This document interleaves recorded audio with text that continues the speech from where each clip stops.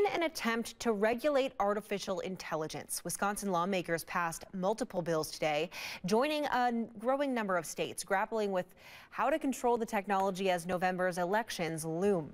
The Assembly approved a bipartisan measure to require political candidates and groups to include disclaimers in ads that use AI technology.